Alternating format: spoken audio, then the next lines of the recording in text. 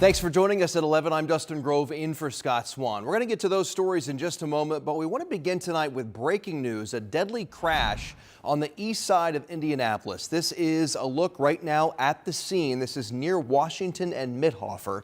Police tell us Washington Street will be closed in all directions for several hours in that area as they investigate this and clean up the scene. This happened less than an hour and a half ago. The Indianapolis Metro Police Fatal Crash Investigation Team is responding, and we're working right now to confirm what exactly led to that crash. Of course, we'll be following this in the coming hours. You'll be able to find any breaking developments overnight and on sunrise starting at 4. Now to our other big story tonight. A major crowd, passionate speeches, and a full day of action at the Indiana Statehouse. Hundreds of teachers concerned about school funding cuts. And right now, lawmakers are debating the bill at the center of it all, which is property tax reform. So homeowners also watching this very closely. Alex Almanza joins us live from the Statehouse tonight with the latest. Alex? Dustin, it's been an emotional day and a long one here at the Statehouse as senators are still in session late into the night. All eyes are on Senate Bill 1, like you mentioned, which is now being debated on the floor as we speak. But the bill would reduce property tax revenue, which would help fund public schools.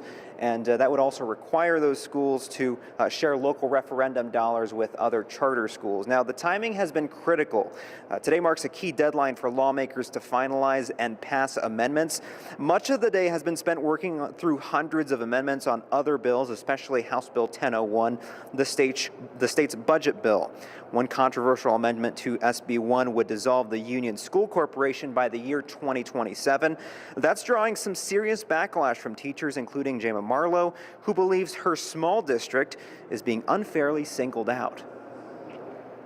I thought it was underhanded, and I don't believe that it's for the good of anything, really. I believe that it's to dissolve. We're going to be the first of many. I believe that with my heart. It's just not a single act. We're just the test pilot for it. As certified by the And families. Again, senators just started debating on Senate Bill 1 just about a half an hour ago. There's no word on if this will be voted on tonight or when, but over the weekend, Lieutenant Governor Micah Beckwith posted on social media saying, quote, "Nobody understands this thing, including me." He called on the governor to veto SB 1 and convene a special session, saying that Hoosiers deserve a simpler, more transparent bill. But of course, as senators start to debate on this tonight, we're unsure if or when a final vote will come down tonight. But we're going to keep you updated both on air and online. Very emotional here at the Statehouse. Yeah, and a very long night. We're going to check back with you a little later in the show, Alex. Thank you. As we mentioned, hundreds of teachers pushing back today against Senate Bill 1. Take a listen here. Because it's important that they see that our voices matter, that this is democracy.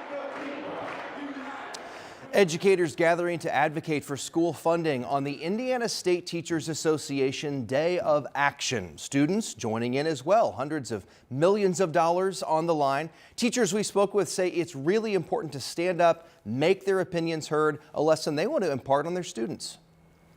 I don't mind that there's a conversation about public school funding. There's definitely some improvements that can be made, but this bill doesn't have the improvements that are going to make lasting changes to help students.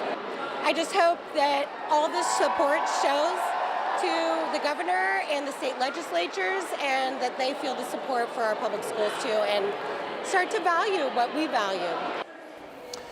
There were so many teachers at the Statehouse today. Some districts had to move to e-learning. Some lawmakers not crazy about that idea. One state representative says he filed an amendment to a bill that would prohibit schools from switching to e-learning days to let teachers attend protests like the one today. Other news now. In Marion today, a teenager pleaded guilty to murder. Zayden Guy admitted in court to shooting and killing a man while stealing his gun.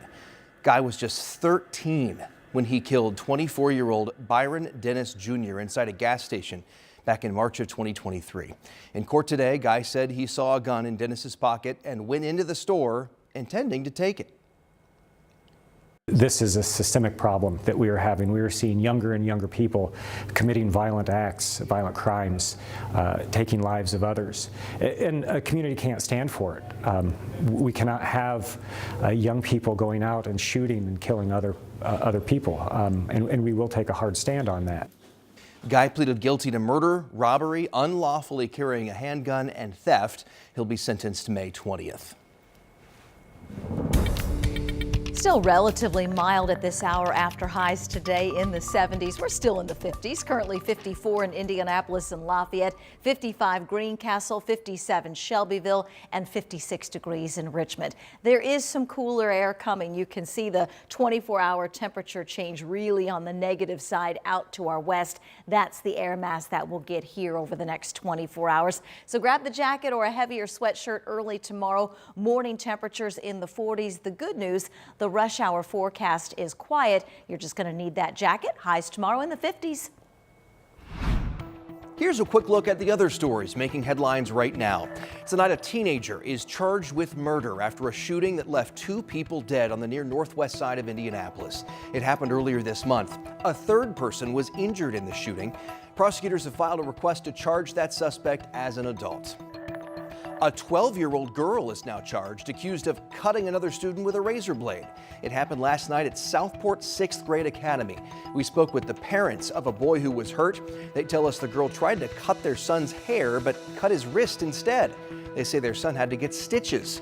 Now the girl's charged with criminal recklessness and possession of a knife on school property. And a Frankfort teacher is now under arrest. Earlier this month, police say a student reported the two had an inappropriate communication. Frankfort High School officials then contacted police. Today, investigators took the 27-year-old teacher into custody in Lafayette. Tonight, an Indianapolis mother is charged with having a gun on school grounds. Court documents say Carrie Rivers approached staff at Valley Mills Elementary School to complain about an assignment. School police reportedly found a gun on her waist. Rivers was originally released, but was charged after police say she harassed the teacher online. She's due in court tomorrow morning. And pothole progress near Southport Road on I-65. DPW crews taking advantage of today's warmer, drier weather. There's an extensive effort underway now to fill those potholes and other problem spots along roads throughout Indy. If you spot one, you can report it. We've got a link to do so right now on WTHR.com and on our 13 News app.